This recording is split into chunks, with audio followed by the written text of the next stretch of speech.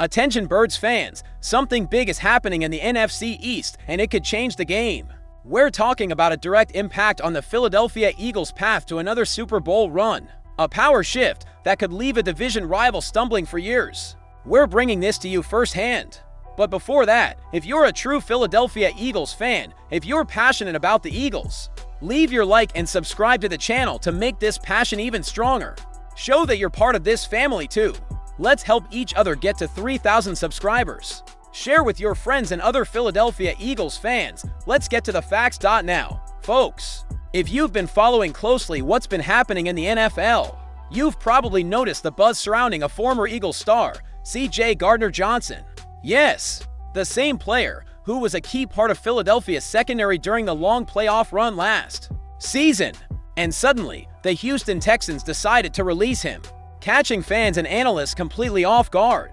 This decision raises a lot of questions, especially about Gardner-Johnson's future and the possibility of seeing him once again wearing the famous midnight green uniform. After all, let's be honest, when a player with his talent hits the market, it's impossible for Eagles fans not to pay attention. After the Houston Texans decided to cut safety Gardner-Johnson, rumors immediately began that he could return to Philadelphia. The speculation grew so much that insider Adam Schefter decided to speak out and clarify the situation. There's no denying he is one of the most talented safeties in the league. He's got plenty of that, no doubt. It's the other qualities that come with him, some of which were mentioned in a report about how he created friction in the locker room, his demands for more blitzes, and his role. Some of those things were seen during his 2 seasons in Philadelphia. He led the Eagles in interceptions, with 6 in each of them. And both times he patrolled the back end of the defense, the Eagles went to the Super Bowl. There's a reason he's moved around so much. The Texans were Gardner-Johnson's 4th team in for years. Now, he's looking for a 5th in for years. Schefter was clear. Yes, there is a legal possibility for Gardner-Johnson to return. There's no NFL rule preventing that move. Since he was released, he's free to sign with any team, and that includes the Eagles. This was a question raised on social media, but Schefter made it clear there is no formal restriction. But here's the point that could cool down some of the excitement. Schefter stressed that even though it's possible, he doesn't believe a return is likely right now. The reason is simple. The Eagles already decided to move on when they traded him in March. It was a strategic move, a cut of ties.